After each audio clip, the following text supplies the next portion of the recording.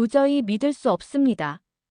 정확도 97%, 40km 사거리에 3분 내 재발사. 인도 파키스탄 국경에서 CNN 특파원이 전한 긴급 보도는 실시간으로 백악관 상황실을 얼어붙게 했습니다. 수십 년간 한국을 기술적으로 의존적인 동맹국으로만 분류해온 미 국방부의 전략 평가가 한순간에 무너지는 순간이었습니다.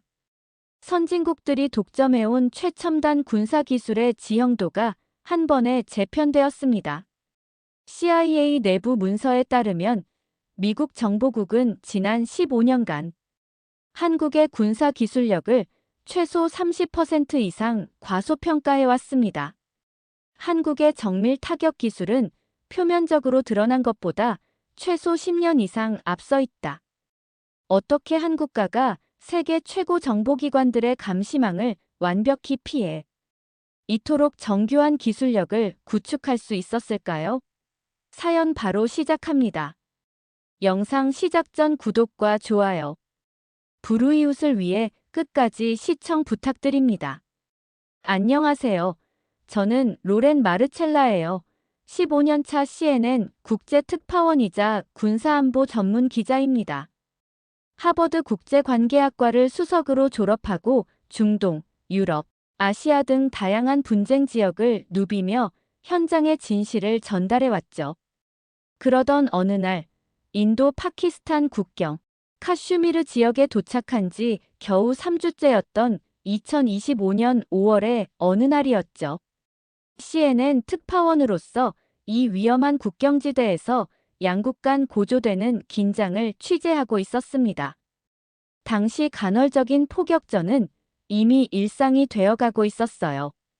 그날 아침, 멀리서 들려오는 폭발음에 잠에서 깼습니다. 평소와는 뭔가 다른 느낌이었죠. 현지 통역사 라지와 함께 서둘러 국경 인근 관측 지점으로 향했습니다. 도착했을 때 인도군 장교들이 무전기에 귀를 기울이며 긴장된 표정을 짓고 있었어요. 무슨 일이 있나요? 제가 물었습니다. 파키스탄 전투기가 국경을 침범했습니다. 우리 FA 50편대가 출격했죠. 인도가 한국에서 도입한 경공격기였습니다. 사실 이 결정은 2년 전 많은 군사 전문가들 사이에서 의문을 불러일으켰어요. 검증된 미국이나 러시아 전투기 대신 왜 한국산을 선택했는지 당시에는 저도 의아했습니다. 많은 전문가들은 이를 비용 절감을 위한 차선책이라고 평가했었죠. 쌍안경으로 하늘을 살펴보니 멀리서 전투기들이 보였습니다. 갑자기 교전이 시작되었고 놀라운 광경이 펼쳐졌어요. FA-50은 예상을 뛰어넘는 기동성을 보여주며 파키스탄 전투기의 공격을 능숙하게 회피했습니다. 그리고 불과 몇 분 만에 파키스탄 전투기 한 대가 격추되었죠. 믿을 수 없군요. 옆에 있던 인도 장교가 중얼거렸습니다.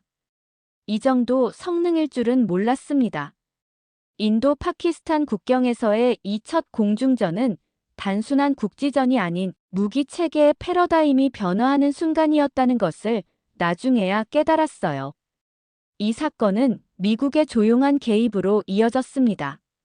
제 워싱턴 소식통에 따르면 미국은 표면적으로는 양국 간 평화 중재자로 나섰지만 내부적으로는 한국 무기의 우회 지원을 은밀히 결정했다고 해요. 다음 날 상황은 더욱 악화되었습니다. 파키스탄군이 국경을 넘어 인도 영토로 진입한 것이었죠. 인도군은 K9 자주포를 배치했습니다. 저는 이 155mm 자주포에 대해 조사한 적이 있었어요. 최대 40km 사거리의 특수탄을 사용하면 50km 이상까지 타격할 수 있는 성능을 가졌지만 실전에서 얼마나 효과적일지는 의문이었습니다. K9이 첫 포격을 시작했을 때 그 정확성은 현장의 모든 사람들을 놀라게 했어요. 인도군 장교들조차 예상치 못했던 성능이었습니다. 제가 상황을 생중계하기 시작했죠. 지금 인도 파키스탄 국경에서는 새로운 양상의 교전이 벌어지고 있습니다. 인도군이 배치한 한국산 K9 자주포는 생각보다 훨씬 조용히 정확하게 목표물을 타격하고 있어요. 특히 주목할 점은 발사 후 3분 이내에 위치를 바꿔 재발사하는 사격 이동 사격 패턴입니다. 며칠 후 제 워싱턴 소식통이 알려준 바에 따르면 백악관 지하 상황실에서 이 상황에 대한 긴급 회의가 열렸다고 합니다. 이건 뭔가 이상하다라는 국방장관의 발언이 회의록에 남았죠. 미국은 한국 무기의 실제 성능과 기존에 알려진 성능 사이의 큰 차이에 충격을 받은 듯 했습니다. 저는 이 모든 상황을 지켜보며 무언가 큰 변화가 시작되고 있음을 느꼈어요. 인도의 한 장군은 저에게 이렇게 말했습니다. 우리가 한국 무기를 선택한 것은 단순한 비용 문제가 아니었습니다. 몇 년간의 은밀한 성능 테스트 결과였죠. 이 말은 나중에 제가 풀어나갈 커다란 퍼즐의 첫 조각이 되었습니다. 한국은 오랫동안 자신들의 무기 성능을 의도적으로 과소평가해왔다는 사실을요. 그리고 인도는 그 비밀을 일찍이 알아챈 몇 안 되는 국가 중 하나였다는 것이 점차 드러나기 시작했습니다. 인도 파키스탄 국경 충돌 이후 몇 주가 지났습니다. 저는 워싱턴에서 지령을 받았어요. 현장에 계속 머물며 미국의 대응을 파악하라. 그리고 이 지령은 제게 놀라운 정보들을 발견할 기회를 주었습니다. 제 워싱턴 내부 소식통으로부터 입수한 자료는 충격적이었어요. 미 국방부가 K9 자주포의 이동 사격 알고리즘에 대한 심층 분석을 최우선 과제로 지정했다는 내용이었습니다. 그 보고서의 일부를 확보했죠. K9 자주포의 정확도는 기존 NATO 표준을 40% 이상 상회한다. 주목할 점은 이동 중 사격 정확도로 우리의 최신형 M109A7보다 월등히 우수하다. 더 놀라운 것은 발사 후 3분 이내의 위치를 완전히 변경하는 능력이다. 이는 단순한 기술적 우위가 아니었어요. 한국이 오랜 시간 축적해온 기술력이 의도적으로 과소평가되었다는 증거였습니다. 그리고 그 퍼즐의 다른 조각들이 하나둘 모이기 시작했죠. FA-50 경공격기에 대한 정보도 입수했습니다. 공식적으로는 훈련기에서 파생된 경공격기로 알려져 있지만 실제로는 전자전 능력과 정밀 타격 시스템을 갖춘 경전투기에 가까웠어요. 흥미롭게도 세계 6개국에 138대가 이미 수출되었다는 사실도 알게 되었습니다. 이는 한국이 조용히 세계 무기 시장에서 영향력을 확장해왔음을 보여주는 증거였죠. 더 놀라운 정보가 들려왔습니다. 미 공군 고위 장성들 사이에서 KF-21 시제기 도입에 관한 은밀한 회의가 진행되고 있었어요. 한국이 독자 개발한 전투기를 미국이 검토한다는 것은 상상도 못했던 일이었습니다. 소식통이 확실한가요? 저는 제 워싱턴 연락책에게 재차 확인했어요. 절대적으로 확실합니다. 미 공군 고위 장성 회의에서 한 참석자가 이렇게 말했다고 해요. 우리가 알고 있던 것보다 훨씬 앞서 있다고요. 인도로 돌아가 보니 상황이 급변하고 있었습니다. 인도 정부는 FA-52차 구매 계약을 체결하는 과정에 있었어요. 저는 그 계약 체결 현장을 직접 취재할 수 있는 특별 허가를 받았습니다. 인도 국방장관 라지나스 싱의 표정이 인상적이었죠. 우리는 이제 새로운 시대로 접어들고 있습니다. 한국과의 전략적 파트너십은 인도 국방의 새 장을 열 것입니다. 현장에는 한국 방산기업 대표들도 있었어요. 그들의 태도에서 특이한 점을 발견했습니다. 세계 무기 시장의 판도를 바꾸고 있는 순간에도 그들은 과도한 홍보나 자랑을 하지 않았어요. 마치 오랫동안 준비해온 일이 당연히 실현된 것처럼 받아들이는 모습이었습니다. 한국은 왜 이렇게 조용했을까요? 저는 한 한국 대표에게 물었죠. 그는 미소를 지으며 대답했습니다. 우리는 말보다 행동으로 증명하는 것을 선호합니다. 실력은 스스로 드러나게 마련이니까요. 이런 접근 방식은 전통적인 방산 강국들과는 확연히 달랐어요. 미국이나 러시아, 프랑스 등은 자국 무기의 우수성을 적극적으로 홍보하는 반면 한국은 조용히 성능을 입증하는 전략을 택했던 것입니다. 일본의 반응도 흥미로웠습니다. 제 도쿄 소식통에 따르면 일본 방위성 내에서 긴급 대응 회의가 소집되었다고 해요. 왜 우리는 이걸 몰랐는가? 라는 질문이 회의 내내 오갔다고 합니다. 그들은 오랫동안 한국의 기술력을 과소평가해왔고, 이제 그 오판의 결과를 마주하고 있었죠. 미국, 러시아, 인도, 일본. 세계 각국이 한국 무기 체계의 진실에 눈을 뜨기 시작했습니다. 그리고 저 역시 더 큰 그림을 이해하기 위해 서울행 비행기에 몸을 실었어요. 한국에서 이 모든 것의 진원지를 파헤치고 싶었습니다. 서울에 도착한 저는 국방부 관계자와의 비공개 인터뷰를 통해 중요한 단서를 얻었어요. 우리는 필요한 것을 준비했을 뿐입니다. 세계가 주목할지, 주목하지 않을지는 우리의 관심사가 아니었죠. 이 담담한 대답 속에서 저는 한국의 국가 전략의 일면을 엿볼 수 있었습니다. 한국에 머무는 동안 저는 점차 놀라운 사실들을 발견하기 시작했습니다. 표면적으로 한국의 국방비는 GDP 대비 2.7% 수준으로 알려져 있었어요. 그러나 제가 접한 자료들은 민간 영역에 숨겨진 이중 예산 구조가 존재했다는 점을 시사했습니다. 이것은 단순한 추측이 아니었어요. 국가 연구개발 자금의 상당 부분이 산업혁신이라는 명목 하에 실제로는 방위산업에 투입되고 있었던 것입니다. 어떻게 이런 일이 가능했을까요? 저는 스스로에게 물었습니다. 그 답을 찾기 위해 저는 한국의 은퇴한 국방 관료를 어렵게 만날 수 있었어요. 그는 자신의 신원이 밝혀지길 원치 않았습니다. 이 익명의 소식통은 충격적인 내용을 털어놓았죠. 우리는 90년대부터 이미 계획을 세웠습니다. 명시적인 국방비 증액은 주변국의 경계심을 불러일으킬 뿐이었어요. 대신 민간 기술 개발과 국방 기술을 연계하는 전략을 선택했죠.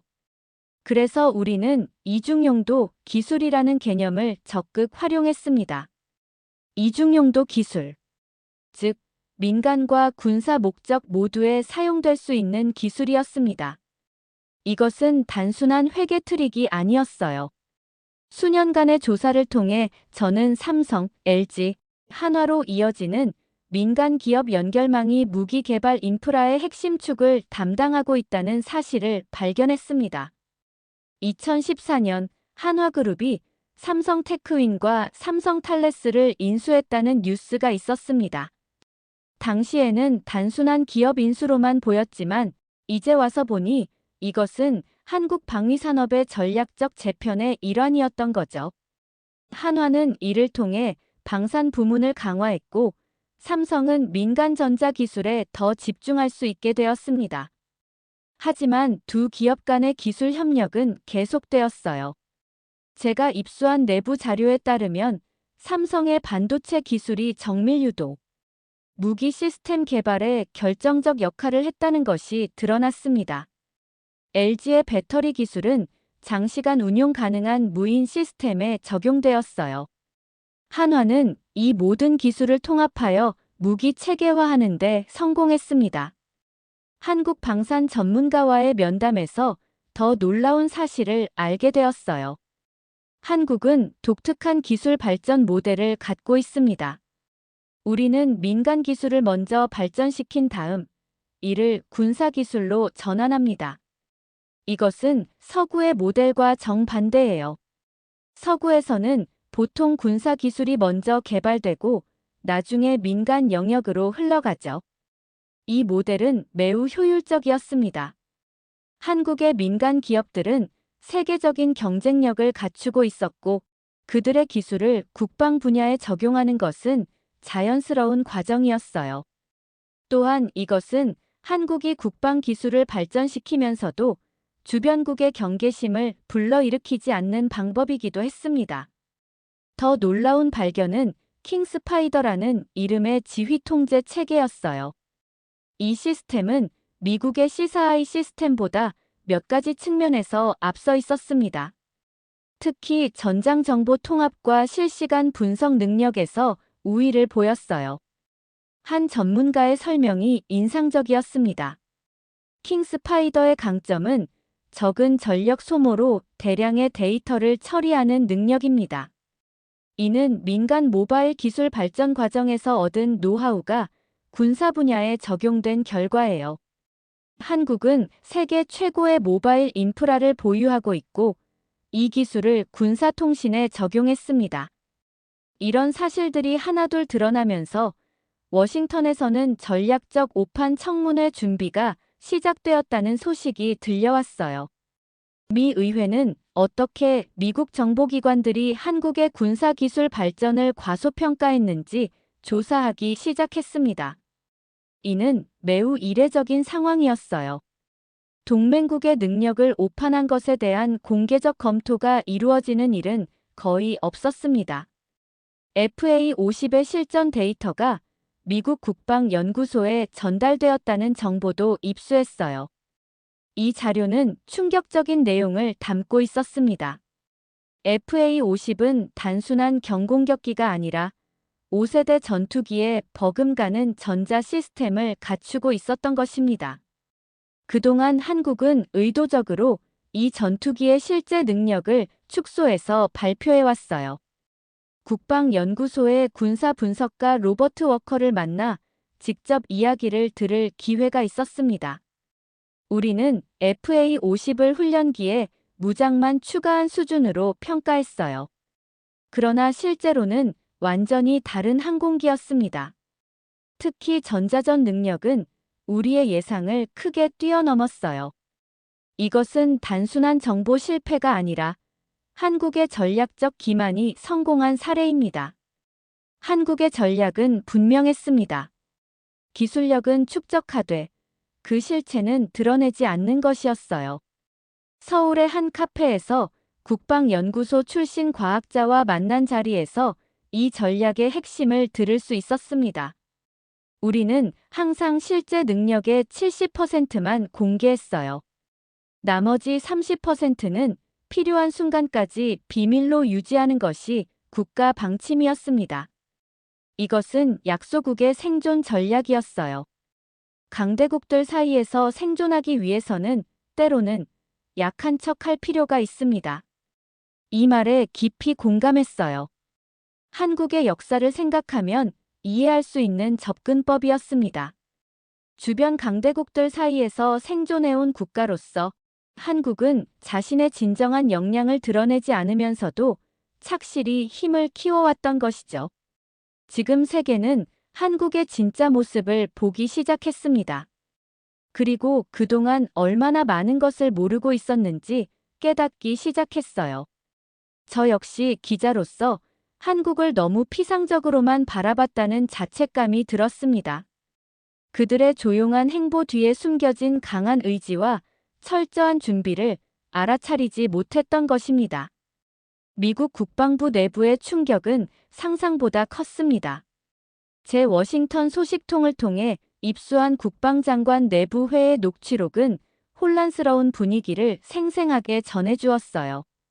녹취록에는 참모들과의 비공개 회의에서 한 국방장관의 솔직한 발언이 담겨 있었습니다. 한국이 없었다면 지금쯤 인도 파키스탄 사태는 돌이킬 수 없는 지점으로 치달았을 것입니다. 우리는 한국의 정밀 타격 능력을 심각하게 과소평가했어요. 이는 단순한 기술적 평가 오류가 아니었습니다. 세계 최강국의 국방장관이 동맹국의 능력을 오판했다는 것은 미국의 전략적 시각에 근본적인 결함이 있었음을 의미했어요. 그리고 이 오판은 갑자기 생긴 것이 아니라 수십 년간 누적된 결과였습니다. 우리는 한국을 여전히 1950년대 전쟁의 폐허에서 일어난 나라로 보는 경향이 있었습니다. 제 소식통은 이렇게 설명했어요. 물론 한국의 경제적 성공은 인정했지만 군사적 측면에서는 여전히 미국에 의존하는 작은 동맹국으로 간주했죠. 이것이 근본적인 오류였습니다.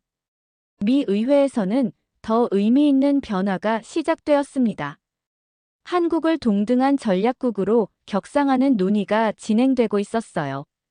그러나 이 과정은 결코 쉽지 않았습니다. 워싱턴 정가에서는 심각한 의견 대립이 벌어지고 있었죠. 미 상원 군사위원회 소속 의원들 중 일부는 한국의 기술력을 인정하더라도 이것이 전략적 파트너십의 재정의로 이어져야 하는지는 별개의 문제라고 주장했습니다. 반면 다른 의원들은 이 기회를 놓치면 아시아 태평양 지역에서 미국의 영향력이 축소될 것이라고 반박했어요. 제가 참관한 청문회에서 상원 의원 마이클 그레이엄은 이렇게 말했습니다. 우리는 한국을 아직도 50년대의 전쟁 폐허에서 일어선 나라로 인식하고 있었어요. 그러나 그들은 이미 우리와 어깨를 나란히 할 수 있는 기술력을 보유하고 있었습니다. 이제 우리의 시각을 바꿔야 할 때입니다. 이런 변화에 가장 강하게 반발한 것은 일본이었어요. 도쿄에서는 다양한 목소리가 들려왔습니다. 일본 내에서도 의견이 갈리고 있었죠. 보수 강경파들은 한국의 부상을 위협으로 인식하고 경계했지만 현실주의적 전략가들은 한국과의 협력 강화를 주장했습니다. 우리는 한국과의 역사적 갈등에 지나치게 집착했습니다. 도쿄대학의 한 안보 전문가는 제게 이렇게 말했어요. 그 과정에서 한국의 기술적 발전을 제대로 평가하지 못했죠. 이제는 과거의 프레임에서 벗어나 새로운 협력 방안을 모색해야 할 때입니다. 주일미군 내에서도 미묘한 변화가 감지되었습니다. 일본 측은 한국에 대한 더 많은 정보 공유를 요구했지만 미국은 이에 소극적이었어요. 이는 미일 동맹 내에서도 새로운 긴장을 만들어내고 있었습니다. 미국은 우리에게 한국과의 관계를 개선하라고 요구하면서도 정작 한국 무기 체계의 실제 성능에 대한 정보는 제한적으로만 공유하고 있습니다. 일본 방위성 관계자가 비공식 자리에서 불만을 토로했어요. 유럽에서의 반응은 더욱 흥미로웠습니다. 프랑스, 독일, 폴란드가 FA-50 도입을 검토하기 시작했어요. 특히 폴란드는 러시아의 위협에 대응하기 위해 대규모 군비 확장을 계획하고 있었습니다. 2022년에는 이미 K9 자주포를 도입한 바 있었고 이제는 FA-50에도 관심을 보이고 있었죠. 파리에서 열린 항공우주 전시회에 참석했을 때 프랑스 공군 장성 필립 드루아와 대화할 기회가 있었습니다. 한국의 FA-50은 우리에게 필요한 많은 것을 제공합니다. 높은 성능과 경제적 효율성, 그리고 무엇보다 정확성이죠. 그리고 한국은 기술 이전에도 개방적인 태도를 보이고 있어요. 이는 미국이나 다른 전통적 공급국들과는 다른 접근법입니다. 이러한 변화는 점진적으로 이루어졌습니다. 처음에는 의구심과 놀라움, 그리고 부정에서 시작하여 점차 분석과 평가, 그리고 마침내 새로운 관계 설정으로 이어지는 과정이었어요. 이 과정에서 각국은 자국의 이익에 따라 다양한 반응을 보였습니다. CNN은 이러한 변화를 다루는 특집 다큐멘터리를 준비하기 시작했어요. 제목은 그들은 왜 숨겼는가였습니다. 저는 이 다큐멘터리의 제작 책임을 맡게 되었죠. 세계 각국의 국방 전문가들을 인터뷰하면서 한국 방위산업 발전에 숨겨진 이야기를 추적했습니다. 가장 흥미로웠던 것은 한국 내부의 이야기였어요. 저희가 인터뷰한 한국 방산업체 엔지니어는 이렇게 말했습니다. 우리는 항상 세계 최고 수준의 기술을 목표로 했어요. 다만 그것을 드러내지 않았을 뿐이죠. 왜냐하면 우리에게는 시간이 필요했습니다. 완전히 준비될 때까지의 시간이요. 이 말에 깊은 인상을 받았어요. 한국은 조용히, 그러나 확실하게 독자적인 방위 역량을 구축해왔습니다. 그들은 외부의 인정이나 박수를 기다리지 않았어요. 오히려 그런 관심을 피하며 자신들의 목표를 향해 나아갔습니다. 미국을 비롯한 세계 주요국들이 한국을 과소평가한 대가는 컸어요. 그들은 이제 기존의 전략적 계산을 모두 재검토해야 했습니다. 동북아시아의 힘의 균형, 글로벌 방산 시장의 구도, 그리고 무엇보다 기술 패권의 지도가 다시 그려지고 있었어요. 그리고 저는 이 변화의 한가운데 서 있었습니다. 이것이 단순한 일시적 현상이 아니라 세계 질서의 근본적인 변화의 시작임을 직감했어요. 한국이라는 변수를 새롭게 계산해야 하는 시대가 도래한 것입니다. 워싱턴 DC 상원 청문회장. 역사적인 순간을 최전방에서 지켜보는 특권을 가진 제가 있었습니다. CIA 정보국장 제임스 하퍼가 증언대에 섰고 방청석은 긴장감으로 가득 찼어요. 그의 첫마디는 전 세계를 놀라게 했습니다. 한국은 이중 전략 국가였습니다. 우리는 그들의 조용한 국방혁명을 감지하지 못했습니다.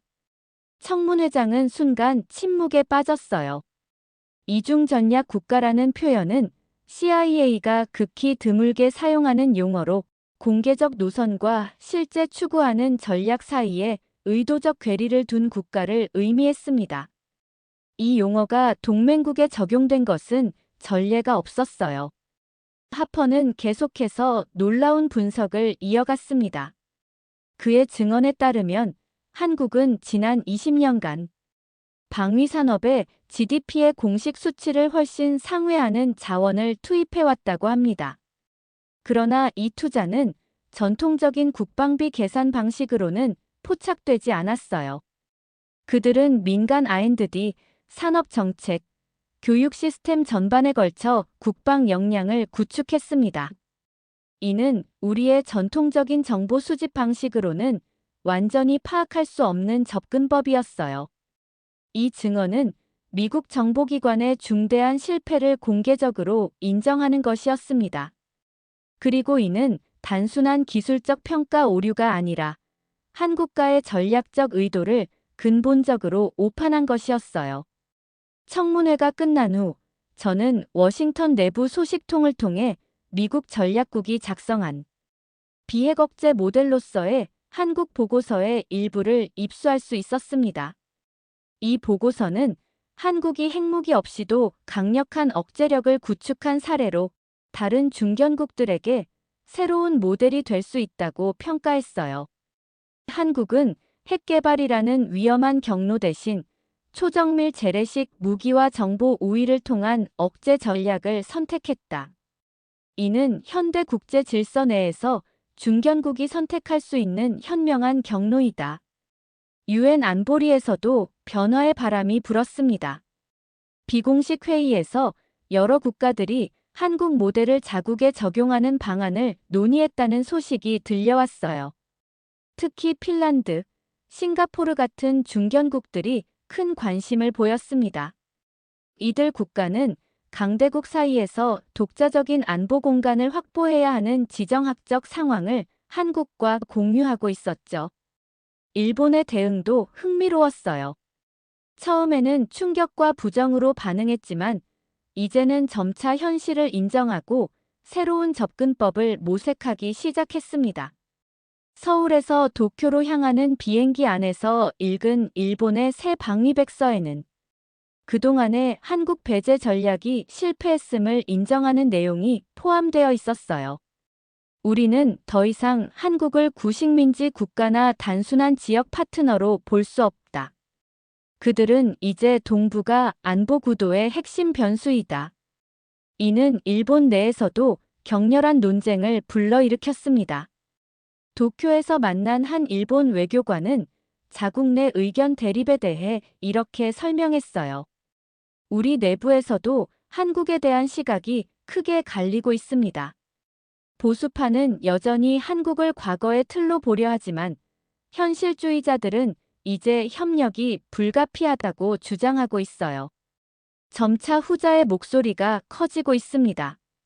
NATO 회의에서는 더 놀라운 발언이 나왔습니다. 벨기에 대표는 조용한 국가가 세상을 구했다는 파격적인 발언을 했어요.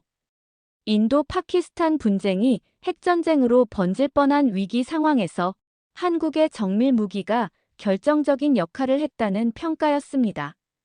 브뤼셀로 나라가 NATO 관계자들과 대화했을 때 그들의 인식이 얼마나 변화했는지 직접 확인할 수 있었어요. 그들은 이제 한국을 단순한 아시아의 동맹국이 아닌 글로벌 안보의 핵심 행위자로 인식하기 시작했습니다. 특히 한국의 기술력과 산업 역량에 대한 평가가 완전히 달라졌어요. NATO 군사위원회 의장 요한센 장군과의 인터뷰에서 그는 이렇게 말했습니다. 우리는 한국의 진정한 역량을 보지 못했어요. 그들은 우리가 알지 못하는 사이에 독자적인 군사기술 생태계를 구축했습니다. 이제 NATO는 한국과의 협력을 재정의해야 합니다. 세계의 인식이 바뀌는 동안 한국은 여전히 조용했어요. 그들은 과도한 선전이나 자랑을 하지 않았습니다. 오히려 더 조용히 다음 단계를 준비하는 듯 했어요. 서울로 돌아가 한국 국방부 고위 관계자를 만났을 때 그는 모든 국제적 관심에 대해 의외로 담담하게 반응했습니다. 우리는 단지 우리의 생존을 위해 필요한 일을 해왔을 뿐입니다. 세계가 주목하든 말든 우리의 목표는 변함없어요. 스스로를 지킬 수 있는 힘을 갖추는 것이죠.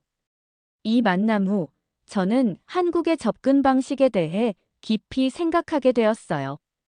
그들은 자신의 능력을 과시하지 않았습니다.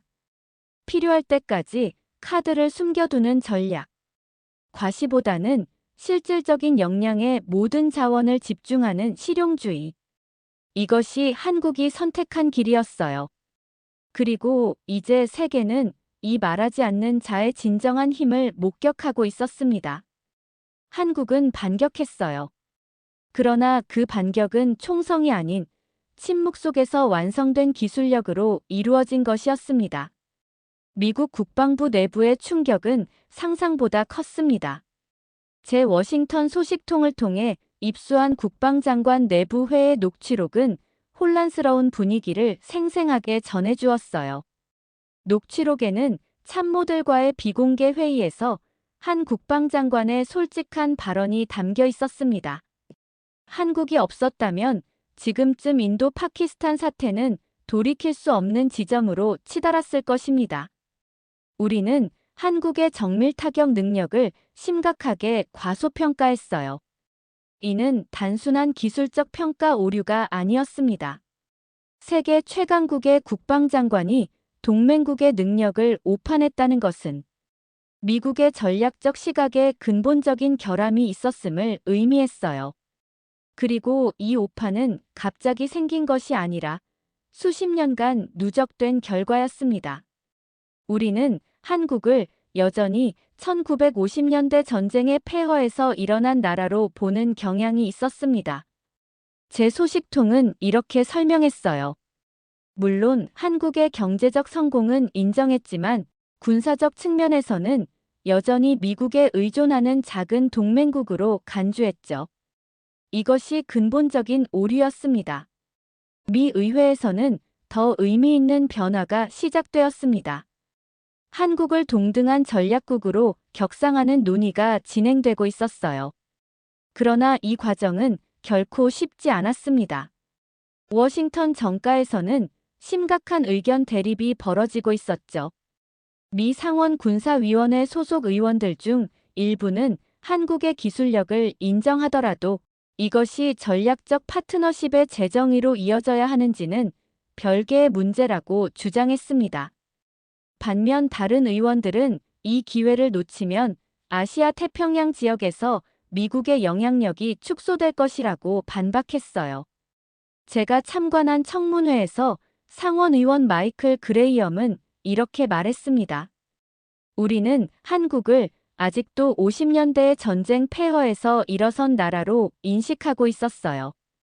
그러나 그들은 이미 우리와 어깨를 나란히 할 수 있는 기술력을 보유하고 있었습니다. 이제 우리의 시각을 바꿔야 할 때입니다. 이런 변화에 가장 강하게 반발한 것은 일본이었어요. 도쿄에서는 다양한 목소리가 들려왔습니다. 일본 내에서도 의견이 갈리고 있었죠. 보수 강경파들은 한국의 부상을 위협으로 인식하고 경계했지만 현실주의적 전략가들은 한국과의 협력 강화를 주장했습니다. 우리는 한국과의 역사적 갈등에 지나치게 집착했습니다. 도쿄대학의 한 안보 전문가는 제게 이렇게 말했어요. 그 과정에서 한국의 기술적 발전을 제대로 평가하지 못했죠. 이제는 과거의 프레임에서 벗어나 새로운 협력 방안을 모색해야 할 때입니다. 주일 미군 내에서도 미묘한 변화가 감지되었습니다. 일본 측은 한국에 대한 더 많은 정보 공유를 요구했지만 미국은 이에 소극적이었어요. 이는 미일 동맹 내에서도 새로운 긴장을 만들어내고 있었습니다. 미국은 우리에게 한국과의 관계를 개선하라고 요구하면서도 정작 한국 무기 체계의 실제 성능에 대한 정보는 제한적으로만 공유하고 있습니다. 일본 방위성 관계자가 비공식 자리에서 불만을 토로했어요. 유럽에서의 반응은 더욱 흥미로웠습니다. 프랑스, 독일, 폴란드가 FA-50 도입을 검토하기 시작했어요. 특히 폴란드는 러시아의 위협에 대응하기 위해 대규모 군비 확장을 계획하고 있었습니다. 2022년에는 이미 K9 자주포를 도입한 바 있었고, 이제는 FA-50에도 관심을 보이고 있었죠. 파리에서 열린 항공우주 전시회에 참석했을 때 프랑스 공군 장성 필립 드루아와 대화할 기회가 있었습니다. 한국의 FA-50은 우리에게 필요한 많은 것을 제공합니다. 높은 성능과 경제적 효율성, 그리고 무엇보다 정확성이죠. 그리고 한국은 기술 이전에도 개방적인 태도를 보이고 있어요. 이는 미국이나 다른 전통적 공급국들과는 다른 접근법입니다. 이러한 변화는 점진적으로 이루어졌습니다. 처음에는 의구심과 놀라움, 그리고 부정에서 시작하여 점차 분석과 평가, 그리고 마침내 새로운 관계 설정으로 이어지는 과정이었어요. 이 과정에서 각국은 자국의 이익에 따라 다양한 반응을 보였습니다. CNN은 이러한 변화를 다루는 특집 다큐멘터리를 준비하기 시작했어요. 제목은 그들은 왜 숨겼는가였습니다. 저는 이 다큐멘터리의 제작 책임을 맡게 되었죠. 세계 각국의 국방 전문가들을 인터뷰하면서 한국 방위산업 발전에 숨겨진 이야기를 추적했습니다. 가장 흥미로웠던 것은 한국 내부의 이야기였어요. 저희가 인터뷰한 한국 방산업체 엔지니어는 이렇게 말했습니다. 우리는 항상 세계 최고 수준의 기술을 목표로 했어요. 다만 그것을 드러내지 않았을 뿐이죠. 왜냐하면 우리에게는 시간이 필요했습니다. 완전히 준비될 때까지의 시간이요. 이 말에 깊은 인상을 받았어요. 한국은 조용히, 그러나 확실하게 독자적인 방위 역량을 구축해왔습니다. 그들은 외부의 인정이나 박수를 기다리지 않았어요. 오히려 그런 관심을 피하며 자신들의 목표를 향해 나아갔습니다. 미국을 비롯한 세계 주요국들이 한국을 과소평가한 대가는 컸어요. 그들은 이제 기존의 전략적 계산을 모두 재검토해야 했습니다. 동북아시아의 힘의 균형, 글로벌 방산 시장의 구도, 그리고 무엇보다 기술 패권의 지도가 다시 그려지고 있었어요. 그리고 저는 이 변화의 한가운데 서 있었습니다. 이것이 단순한 일시적 현상이 아니라 세계 질서의 근본적인 변화의 시작임을 직감했어요. 한국이라는 변수를 새롭게 계산해야 하는 시대가 도래한 것입니다. 워싱턴 DC 상원 청문회장.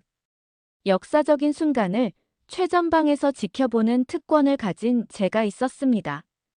CIA 정보국장 제임스 하퍼가 증언대에 섰고 방청석은 긴장감으로 가득 찼어요.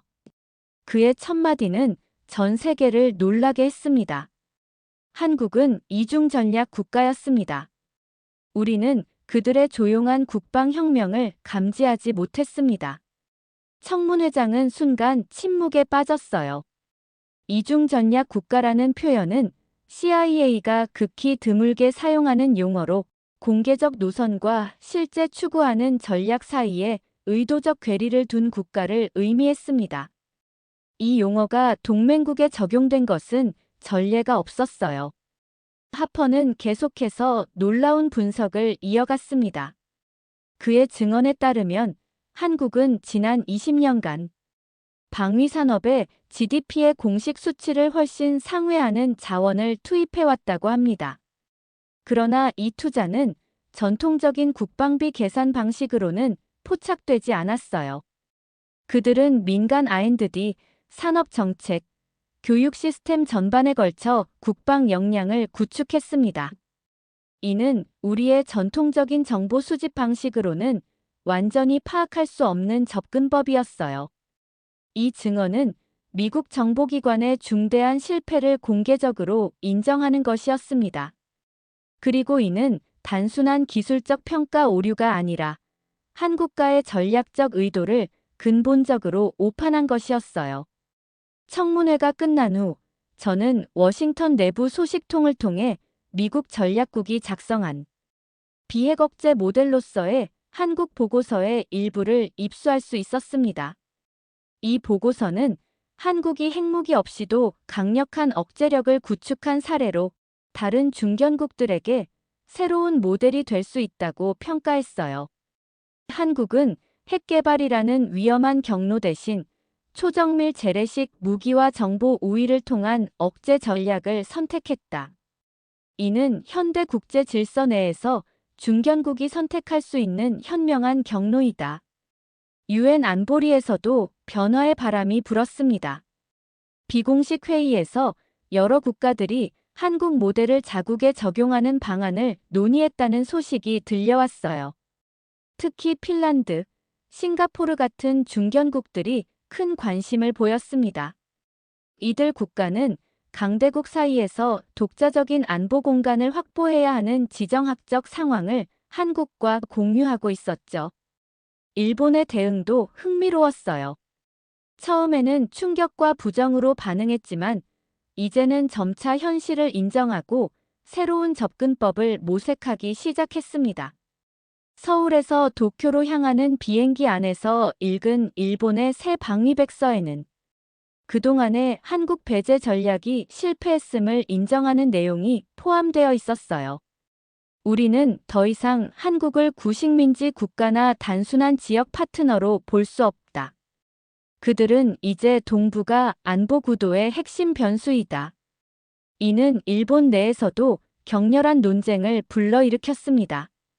도쿄에서 만난 한 일본 외교관은 자국 내 의견 대립에 대해 이렇게 설명했어요. 우리 내부에서도 한국에 대한 시각이 크게 갈리고 있습니다. 보수파는 여전히 한국을 과거의 틀로 보려 하지만 현실주의자들은 이제 협력이 불가피하다고 주장하고 있어요. 점차 후자의 목소리가 커지고 있습니다. NATO 회의에서는 더 놀라운 발언이 나왔습니다. 벨기에 대표는 조용한 국가가 세상을 구했다는 파격적인 발언을 했어요. 인도 파키스탄 분쟁이 핵전쟁으로 번질 뻔한 위기 상황에서 한국의 정밀 무기가 결정적인 역할을 했다는 평가였습니다. 브뤼셀로 나라가 NATO 관계자들과 대화했을 때 그들의 인식이 얼마나 변화했는지 직접 확인할 수 있었어요. 그들은 이제 한국을 단순한 아시아의 동맹국이 아닌 글로벌 안보의 핵심 행위자로 인식하기 시작했습니다. 특히 한국의 기술력과 산업 역량에 대한 평가가 완전히 달라졌어요. NATO 군사위원회 의장 요한센 장군과의 인터뷰에서 그는 이렇게 말했습니다. 우리는 한국의 진정한 역량을 보지 못했어요. 그들은 우리가 알지 못하는 사이에 독자적인 군사기술 생태계를 구축했습니다. 이제 NATO는 한국과의 협력을 재정의해야 합니다. 세계의 인식이 바뀌는 동안 한국은 여전히 조용했어요. 그들은 과도한 선전이나 자랑을 하지 않았습니다. 오히려 더 조용히 다음 단계를 준비하는 듯 했어요. 서울로 돌아가 한국 국방부 고위 관계자를 만났을 때 그는 모든 국제적 관심에 대해 의외로 담담하게 반응했습니다. 우리는 단지 우리의 생존을 위해 필요한 일을 해왔을 뿐입니다. 세계가 주목하든 말든 우리의 목표는 변함없어요. 스스로를 지킬 수 있는 힘을 갖추는 것이죠. 이 만남 후 저는 한국의 접근 방식에 대해 깊이 생각하게 되었어요. 그들은 자신의 능력을 과시하지 않았습니다. 필요할 때까지 카드를 숨겨두는 전략. 과시보다는 실질적인 역량에 모든 자원을 집중하는 실용주의. 이것이 한국이 선택한 길이었어요. 그리고 이제 세계는 이 말하지 않는 자의 진정한 힘을 목격하고 있었습니다. 한국은 반격했어요. 그러나 그 반격은 총성이 아닌 침묵 속에서 완성된 기술력으로 이루어진 것이었습니다. 중국 국방대학 내부 강연 영상이 유출되었습니다. 베이징 소식통을 통해 입수한 이 영상에는 저조차 놀라게 한 내용이 담겨 있었어요. 중국 최고 군사 전략가 중 한 명인 왕 장군은 이 강연에서 한국 쇼크라는 표현을 사용했습니다. 우리는 한국을 너무 오랫동안 미국의 부속물로만 봤습니다. 이것은 심각한 전략적 오판이었어요. 한국은 이미 독자적인 기술 생태계와 군사 역량을 구축했습니다. 우리의 계산에 없던 변수가 등장한 것입니다. 이 발언이 의미하는 바는 엄청났습니다. 중국이 한국의 군사적 부상을 단순한 위협이 아닌 전략적 재평가의 대상으로 보기 시작했다는 점이었어요. 군사력 평가에서 중국이 세계 3위, 한국이 세계 8위로 평가되던 기존 관점에서 벗어나 한국의 실질적 군사 능력이 공식 평가보다 훨씬 높다는 인식이 중국 내에서 확산되고 있었습니다. 왕 장군은 계속해서 말했어요. 한국의 전략은 기존 평가 시스템을 교묘하게 우회했습니다. 그들은 전통적인 군사력 척도에서는 드러나지 않는 방식으로 역량을 구축했어요. 특히 우리가 주목해야 할 것은 그들의 정밀 타격 체계와 네트워크 중심 전장 관리 능력입니다. 이 강연이 흥미로웠던 이유는 중국이 한국의 군사적 부상을 단순한 위협이 아닌 전략적 재평가의 대상으로 보기 시작했다는 점이었어요. 그들은 이제 한국을 단순히 미국의 동맹국이 아닌 독자적인 전략적 행위자로 인식하기 시작했습니다. 우리는 한국과의 관계를 새롭게 정립해야 합니다. 더 이상 과거의 틀로는 접근할 수 없어요. 왕 장군의 이 발언에는 존중과 경계심이 동시에 담겨 있었습니다. 일본 외무성 내부 문건도 입수했어요. 이 문건에는 한미일 삼각축 내에서 한국을 고립시키려는 전략적 시도가 상세히 기록되어 있었습니다. 일본은 오랫동안 한국을 아시아 내 미국 동맹 체제의 약한 고리로 간주하고 한국을 배제한 미일 중심의 안보 구도를 추진해왔어요. 도쿄 소식통은 이렇게 설명했습니다.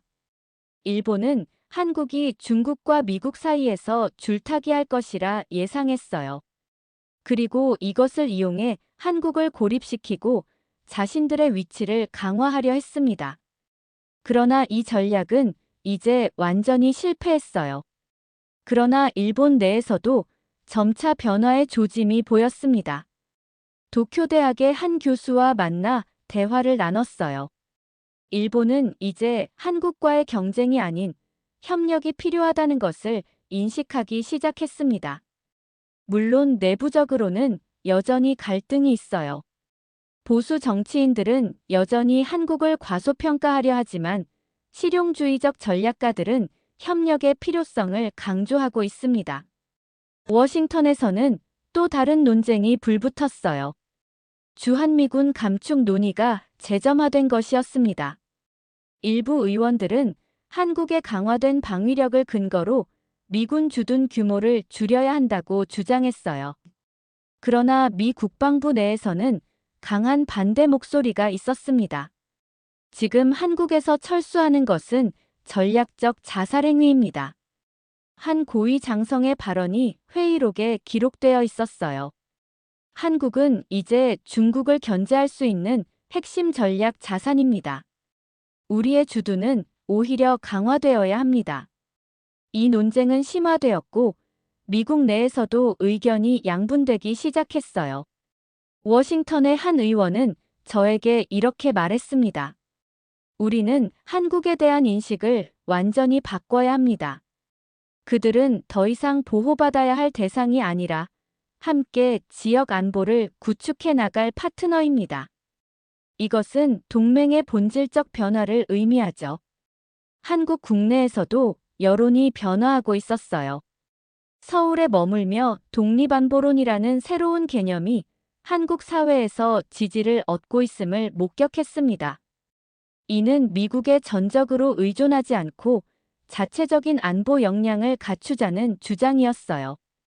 한국국방연구원의 박 교수와 만난 자리에서 그는 이렇게 설명했습니다. 우리는 더 이상 누구의 위성국가도 아닙니다. 자체 방위 역량을 갖춘 국가로서 이제는 동맹 관계도 대등한 파트너십으로 재정이 되어야 해요. 물론 이것이 미국과의 동맹 관계를 약화시키는 것을 의미하지는 않습니다. 오히려 더 강화된 그러나 대등한 관계로 발전시키자는 것이죠.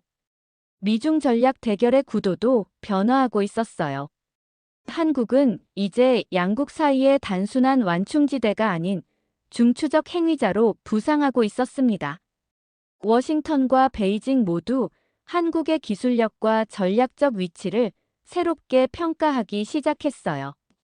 워싱턴 소식통에 따르면 백악관 국가안보회의에서는 한국을 전략적 기술 허브로 재정의하는 논의가 진행 중이었습니다. 이는 한국을 단순한 안보 소비자가 아닌 핵심 기술 공급자로 보는 관점의 전환이었어요. 한편 베이징은 한국과의 관계를 어떻게 재설정할지 고심하고 있었습니다. 중국 전문가들은 한국의 독자적 군사기술 역량을 중국의 위협으로 볼 것인지 아니면 협력의 기회로 볼 것인지 논쟁하고 있었어요. 동북아 지역의 전략적 균열은 점점 더 뚜렷해지고 있었습니다. 오랫동안 유지되어 온 미국 중심의 동맹 체제가 흔들리기 시작했어요. 그리고 그 균열의 중심에는 한국이 있었습니다. 서울 한 대학의 안보 세미나에 참석했을 때 한 젊은 연구원의 말이 깊은 인상을 남겼어요. 우리는 더 이상 강대국의 게임에서 말이 아닙니다. 이제 우리도 게임의 규칙을 만드는 참여자입니다. 한국의 기술력은 우리에게 그런 자격을 부여했어요. 그의 말에는 자부심과 함께 냉철한 현실 인식이 담겨 있었습니다. 한국은 이제 동북아 안보 구도의 핵심 변수로 자리 잡았어요. 그리고 주변 강대국들은 이 새로운 현실에 적응해야 했습니다. KF-21 전투기의 실전 배치 발표는 세계 항공 방위 산업에 지각 변동을 일으켰습니다. 2024년의 어느 화창한 날, 직접 공개 행사 현장에 있었던 저는 그 역사적 순간을 지금도 생생히 기억해요. 한국 공군기지에서 열린 이 행사에는 세계 각국의 군사 전문가들이 모였죠. KF-21이 활주로를 가로지르며 이륙하는 순간 모든 이들의 시선이 하늘로 향했습니다. 이것은 단순한 전투기 공개가 아닙니다. 이것은 기술 독립 선언입니다. 한국 국방장관의 이 발언은 전 세계 뉴스의 헤드라인을 장식했어요.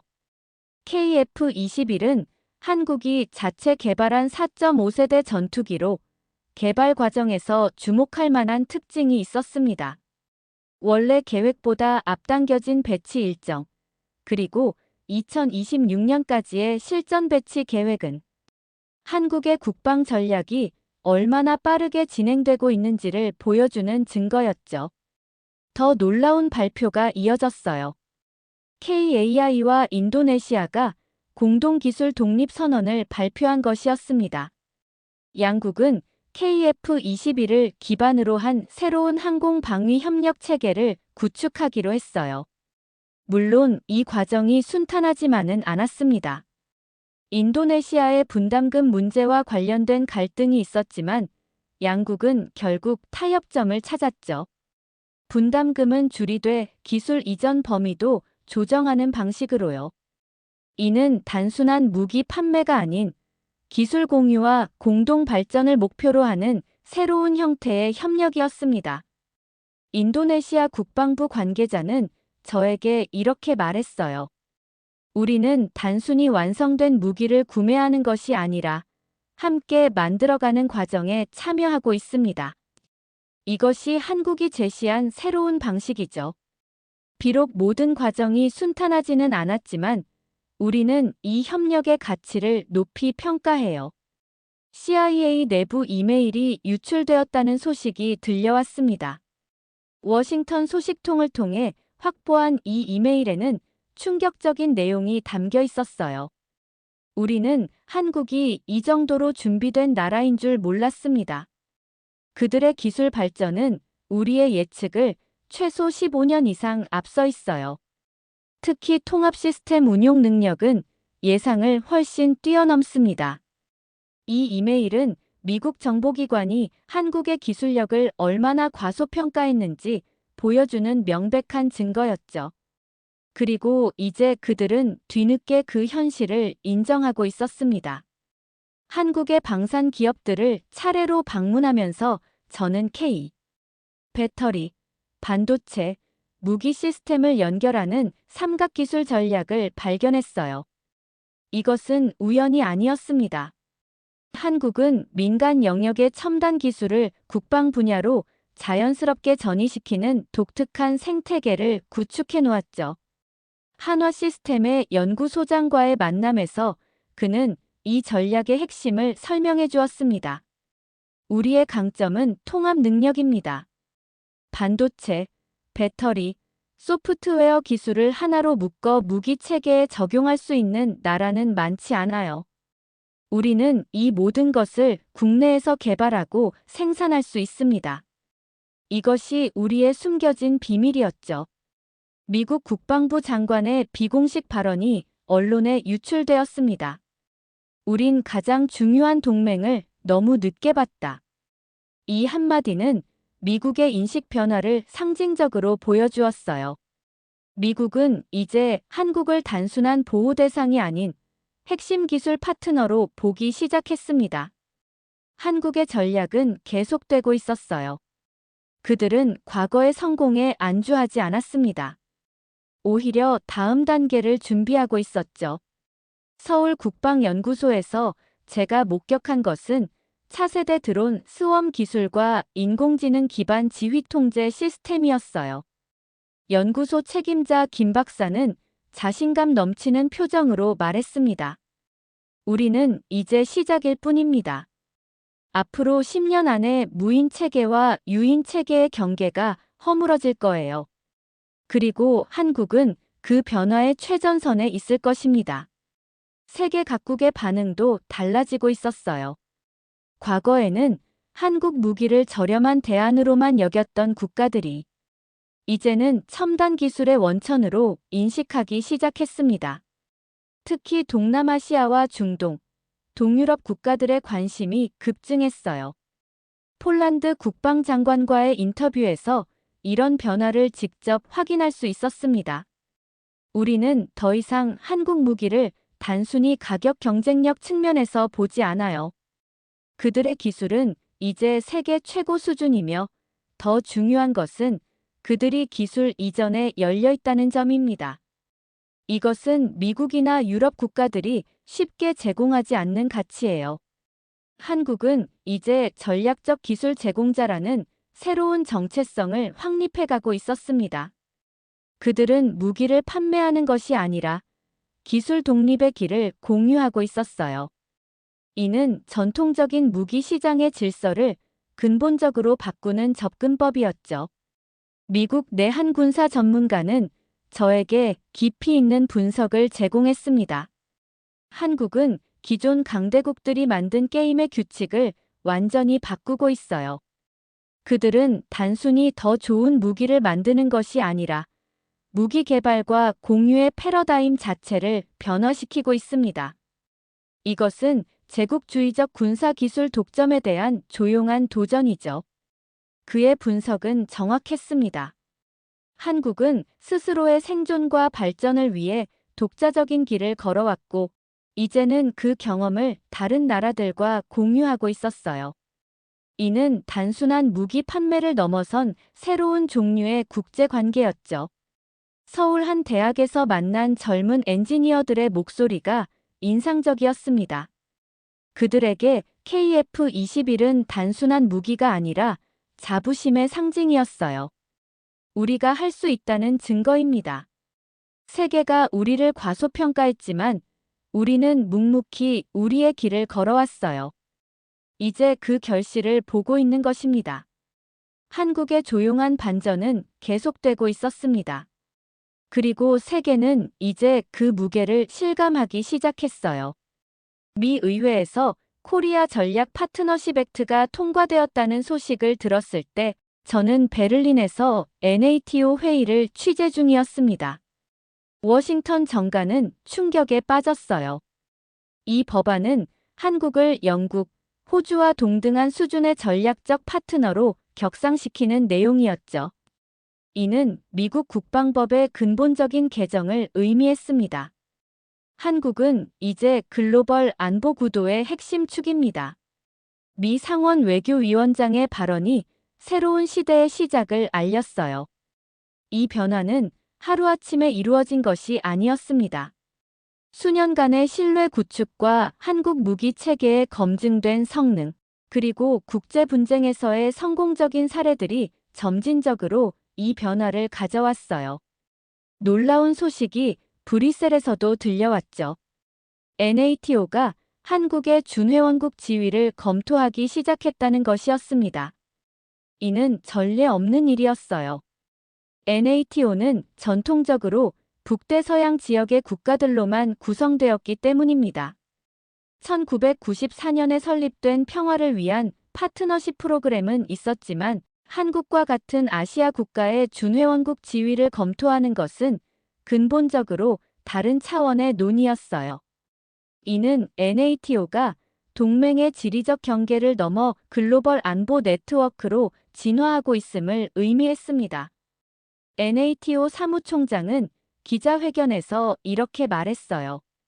한국은 지리적으로 유럽에 있지 않지만 가치와 기술력 측면에서는 우리의 핵심 파트너입니다. 우리는 21세기 안보 환경에 맞게 NATO의 개념을 재정의할 필요가 있어요. NATO 본부에서 열린 이 기자회견에 참석했을 때 한국 대표단의 표정이 인상적이었습니다. 그들은 과도한 기쁨이나 흥분을 보이지 않았어요. 오히려 이것이 당연한 결과인 것처럼 차분하게 받아들이는 모습이었죠. 그 자신감 넘치는 침착함에서 한국의 국가적 정체성의 변화를 느낄 수 있었습니다. 유럽 각국과의 무기 공동 개발도 시작되었어요. 특히 프랑스와 독일이 한국과의 차세대 전투 시스템 개발에 큰 관심을 보였습니다. 이는 유럽이 전통적으로 미국이나 영내 국가들과만 진행해 오던 방식에서 벗어난 새로운 시도였어요. 파리에서 만난 프랑스 국방부 관계자는 이렇게 말했죠. 한국의 접근법이 우리에게 신선합니다. 그들은 기술의 소유권을 지나치게 주장하지 않고 공동 발전에 초점을 맞춰요. 이는 미국이나 다른 전통적 강국들과는 다른 점입니다. 유럽과 한국 사이의 이런 협력 확대는 양측 모두에게 이익이 되는 방향으로 진행되고 있었습니다. 유럽은 한국의 첨단 기술에 접근할 수 있었고, 한국은 유럽의 광범위한 경험과 인프라를 활용할 수 있었어요. 이는 전통적인 무기 수출입 관계를 넘어선 진정한 파트너십의 모델이었습니다. G20 회의에서 한국 대통령의 연설이 세계적 관심을 받았어요. 단 5분간의 연설이었지만 회의장의 공기를 완전히 바꿔놓았습니다. 대통령은 공유되는 안보라는 새로운 개념을 제시했어요. 우리는 이제 안보를 소유하는 것이 아니라 공유해야 합니다. 한 국가의 안보는 더 이상 다른 국가의 불안을 의미해서는 안 돼요. 한국은 기술을 통해 이 새로운 패러다임을 실현하고자 합니다. 이 연설 후 세계 각국 정상들의 반응은 놀라웠어요. 그들은 한국을 새로운 시각으로 바라보기 시작했습니다. 인구나 영토 크기로는 중견국에 불과했지만 기술력과 전략적 위치에서는 강대국의 위상을 갖게 된 국가로 말이죠. CNN 앵커의 마무리 멘트가 세계적 관심을 받았습니다. 한국은 더 이상 침묵하지 않는다. 이 한마디는 변화된 세계 질서를 상징적으로 보여주었어요. 서울로 다시 돌아왔을 때 저는 도시의 분위기가 미묘하게 달라졌음을 느꼈습니다. 국민들의 표정에서 자신감이 느껴졌어요. 그러나 그것은 과도한 자만이나 호전성과는 거리가 먼 조용한 자부심이었습니다. 한 택시 기사와 나눈 대화가 특히 기억에 남아요. 우리는 항상 강한 나라였습니다.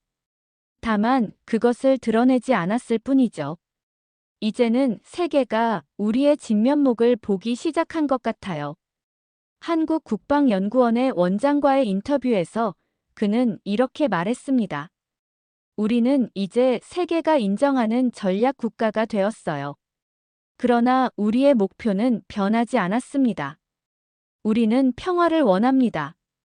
다만 그 평화는 이제 우리 스스로의 힘으로 지켜낼 수 있게 되었을 뿐이죠. 세계 질서의 재편은 계속되고 있었어요. 그리고 그 중심에는 한국이라는 과거에는 간과되었던 변수가 자리 잡고 있었습니다. 저는 이 역사적인 변화의 순간들을 목격하는 특권을 가진 기자로서 앞으로 펼쳐질 새로운 시대에 대한 기대와 함께 깊은 책임감을 느꼈어요. 세계는 변하고 있었습니다. 그리고 그 변화를 이끄는 국가 중 하나가 불과 70년 전 전쟁의 폐허에서 일어선 한국이라는 많은 이들에게는 여전히 놀라운 현실이었어요. 저는 이 변화의 증인으로서 이 이야기를 세계에 전달해야 할 책임이 있었습니다. 미국 전역에서 특별 다큐멘터리가 방영되었습니다. 인도 파키스탄 전쟁의 전환점 한국의 역할이라는 제목의 이 다큐멘터리는 전례 없는 시청률을 기록했어요. 저는 이 프로그램의 제작에 직접 참여했죠. 단순한 보도가 아닌 세계가 한국을 새롭게 바라보게 된 역사적 순간을 기록하고 싶었습니다. 다큐멘터리는 인도 파키스탄 분쟁이 핵전쟁으로 번질 뻔했던 위기 상황을 생생하게 재구성했어요. 그리고 한국산 FA-50 전투기와 K9 자주포가 어떻게 정밀 타격으로 분쟁의 확산을 막았는지 상세히 보여주었습니다. 인도 장군 비슈와나스와의 인터뷰가 특히 인상적이었죠. 그들의 무기는 최소한의 피해로 최대한의 효과를 달성했습니다. 우리가 원했던 것은 적을 완전히 파괴하는 것이 아니라 그들의 공격 의지를 꺾는 것이었어요. 한국의 정밀 무기는 그것을 가능하게 했습니다. 방송 이후 미 상원 외교위원회에서는 한국 사례를 전면적으로 교육하자는 안이 논의되기 시작했어요. 이는 미국 외교관과 정보 요원들이 한국의 국가 발전 모델과 안보 전략을 깊이 이해해야 한다는 내용이었습니다. 이 논의는 단순한 제안에 머물지 않고 실제 교육 프로그램으로 발전하고 있었어요. 상원의원 제임스 카터는 청문회에서 이렇게 말했습니다. 우리는 한국을 너무 오랫동안 단순히 보호해야 할 동맹국으로만 봤어요. 그러나 이제 우리가 그들에게서 배워야 할 때입니다. 한국의 국가 발전 모델은 21세기 중견국들에게 중요한 교훈을 제공합니다. 퇴역한 미 공군 조종사 마크 존슨과의 인터뷰가 화제가 되었어요. 그는 CNN과의 대화에서 충격적인 발언을 했습니다. 저는 F-35를 조종했지만 이제는 한국 조종사들과 훈련하고 싶습니다. 그들의 전술과 시스템 운용 방식은 우리와 다르죠. 특히 전자전 영역에서 우리가 배울 점이 많습니다. 이 발언은 단순한 찬사가 아니었어요. 미국과 한국은 수십 년간 군사훈련을 함께 해왔지만 항상 미국이 주도하고 한국이 배우는 구도였습니다. 그러나 이제 그 관계는 근본적으로 변화하고 있었어요. 한미연합훈련의 성격도 달라지기 시작했습니다. 팀 스피리트, 을지 프리덤 가디언과 같은 기존 한미연합훈련은 주로 북한의 위협을 상정한 방어훈련이었어요. 그러나 최근 새롭게 구성된 연합훈련에서는 한국군의 첨단 전술과 무기 체계가 더 많이 활용되기 시작했습니다. 이는 단순한 형식적 변화가 아닌 동맹 관계의 본질적 변화를 의미했어요. 일본, 호주, 폴란드 등 여러 국가들이 한국 모델을 연구하기 위해 접촉해오고 있었습니다. 특히 일본의 변화는 극적이었어요. 오랫동안 한국을 경쟁자로만 여겼던 일본이 이제는 협력의 가능성을 모색하기 시작했습니다. 일본 방위성 차관은 비공식 회의에서 이렇게 말했다고 해요. 우리는 너무 오랫동안 잘못된 경쟁을 해왔습니다. 이제는 협력을 통해 동북아 전체의 안보를 강화해야 할 때입니다. 이런 변화는 점진적으로 일어났어요. 처음에는 일본 내에서도 많은 반발이 있었습니다. 그러나 현실적인 상황 인식이 점차 우세해지면서 한일 간의 군사 협력 가능성이 조심스럽게 논의되기 시작했어요. 한국 시민들의 자부심도 눈에 띄게 달라졌습니다. 서울거리에서 평범한 시민들과 대화할 기회가 있었어요. 한 대학생의 말이 특히 기억에 남습니다. 우리는 더 이상 숨지 않는 나라가 되었어요. 우리의 기술과 열정이 세계에 인정받고 있다는 사실이 자랑스럽습니다. 이 말에는 단순한 국가적 자부심을 넘어선 무언가가 담겨 있었어요. 오랫동안 강대국 사이에서 생존을 위해 조용히 살아온 민족이 이제는 자신의 목소리를 내기 시작했다는 의미였습니다. 경기도의 한방산 연구단지를 방문했을 때 그곳에서 만난 젊은 엔지니어들의 표정이 인상적이었어요. 그들은 자신들이 세계 최고 수준의 기술을 개발하고 있다는 사실을 당연하게 받아들이고 있었습니다. 우리는 처음부터 세계 최고를 목표로 했어요. 우리에게는 선택지가 없었습니다. 최고가 되지 않으면 생존할 수 없는 환경이었으니까요. 그의 말에 깊이 공감했습니다. 한국은 지정학적으로 항상 강대국들 사이에서 생존을 모색해야 했어요. 그들에게 기술적 우위는 선택이 아닌 필수였던 것입니다. 전 세계 군사, 외교 전문가들이 이제 한국 현상을 연구하기 시작했어요. 어떻게 한 나라가 이렇게 조용히 그러나 효과적으로 글로벌 전략 환경을 변화시킬 수 있었는지 많은 이들이 이 질문에 답하려 노력하고 있었습니다. 한국이 보여준 모델은 단순한 군사력 강화가 아니었어요. 그것은 기술, 외교, 산업, 교육이 유기적으로 연결된 총체적 국가 전략이었습니다. 그리고 그 전략의 핵심에는 조용하지만 강한 국가 정체성이 자리 잡고 있었어요. 세계는 이제 한국의 발자취를 다시 돌아보며 과거에 간과했던 많은 것들을 재발견하고 있었습니다. 그리고 저 역시 한국이라는 나라의 진정한 모습을 이제야 보기 시작했다는 느낌이 들었어요. 미국 국방부의 차기 보고서 초안이 유출되었습니다. 워싱턴 소식통이 전해준 이 문서에는 한국을 전략 변수로 명명하는 새로운 분류 체계가 담겨 있었어요. 이는 미국 국방 정책에서 한국을 바라보는 시각이 근본적으로 변화했음을 의미했습니다. 한국은 이제 단순한 지역 안보 파트너가 아닌 글로벌 전략 환경을 형성하는 핵심 변수로 간주되어야 한다. 이 문구는 미국의 인식 변화를 상징적으로 보여주었어요. 한국은 이제 보호받는 동맹국이 아닌 세계 안보 구도를 함께 설계하는 파트너로 자리매김했습니다. 이것은 단순한 수사적 변화가 아니었어요. 미국의 인도, 태평양 전략 전반을 재구성하는 근본적인 변화였습니다. 2022년 발표된 윤석열 정부의 국가안보전략 문서에서 한국은 스스로를 글로벌 중추국가로 정의했지만 당시에는 많은 이들이 이를 단순한 수사로 여겼어요. 그러나 이제 미국을 비롯한 세계 주요국들도 한국의 이러한 위상을 인정하기 시작했습니다. 더 충격적인 내용이 백악관 내부 브리핑에서 나왔어요. 한 고위 관리는 이렇게 말했다고 합니다. 한국은 다음 세대를 설계하고 있습니다. 그들은 현재의 기술에 만족하지 않고 이미 다음 단계를 준비하고 있어요. 우리는 이 움직임을 예의주시하고 가능한 한 함께 해야 합니다.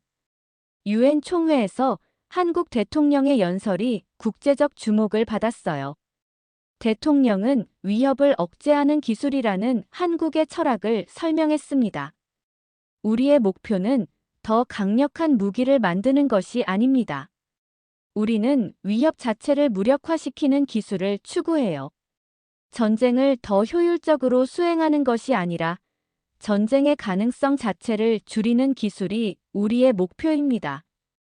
이 연설은 전통적인 안보 패러다임에 도전하는 내용이었어요.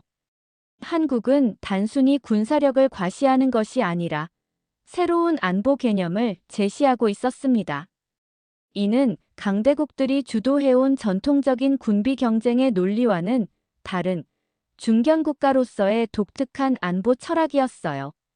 국제 안보 환경에서 이러한 접근법은 특히 강대국 사이에서 생존해야 하는 중소국가들에게 큰 관심을 받았습니다. 핀란드, 싱가포르, 베트남 등 지정학적으로 유사한 상황에 처한 국가들이 한국의 모델을 연구하기 시작했어요. 워싱턴 포스트의 베테랑 기자 마르첼라 웰스와 대화할 기회가 있었습니다. 그녀는 곧 은퇴를 앞두고 있었어요. 마르첼라는 자신의 마지막 기고문을 준비하고 있었는데 제목이 우리는 그들을 너무 늦게 알았다였습니다. 저는 40년 동안 국제 안보를 다뤄왔어요. 그러나 한국의 변화를 제대로 포착하지 못했습니다. 우리 모두가 그랬죠. 우리는 눈앞에 있는 것을 보지 못했습니다. 그녀의 마지막 기고문은 전 세계 언론에 파장을 일으켰어요. 특히 마지막 문장은 많은 이들의 가슴에 깊은 인상을 남겼습니다. 세상은 그 나라를 너무 늦게 이해했다. 그 나라는 이름 없이 판을 바꿨다. 대한민국. 저는 다시 한국을 찾았어요.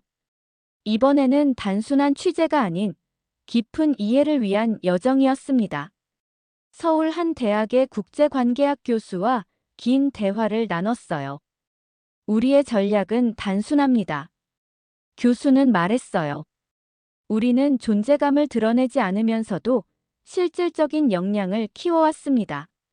세계가 주목하는 것은 우리의 목표가 아니었어요.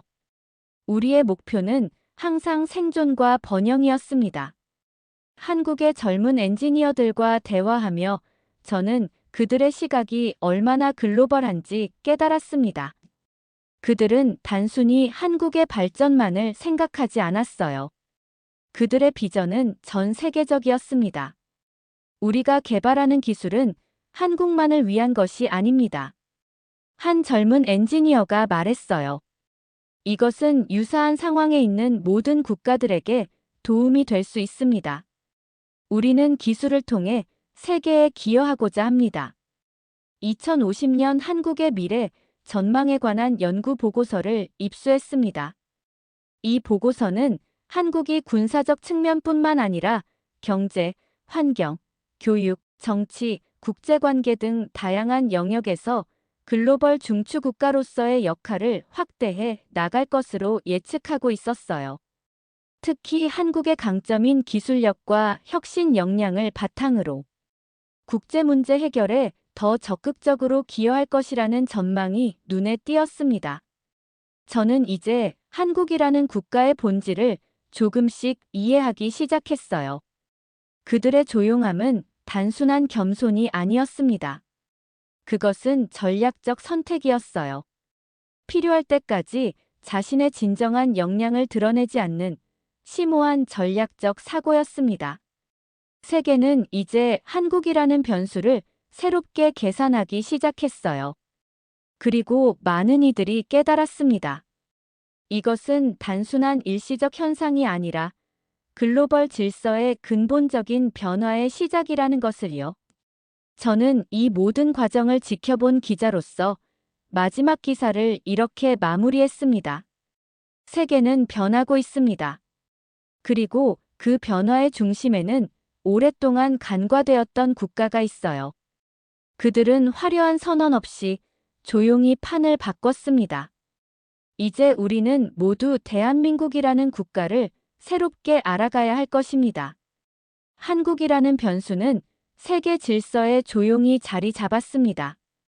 그리고 그 영향력은 앞으로 더욱 커질 것이었어요. 저는 그 역사적 순간의 증인으로서 세계가 한국의 진정한 모습을 이해하는데 조금이나마 기여했다는데 깊은 보람을 느꼈습니다. 한국은 더 이상 강대국 사이의 새우가 아니었어요. 그들은 이제 자신만의 방식으로 바다의 흐름을 바꾸는 변수가 되었습니다.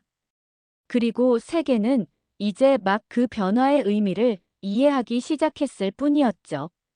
사연자분께 전하고 싶은 말씀이 있으시면 댓글로 남겨주시면 전달해 드리겠습니다.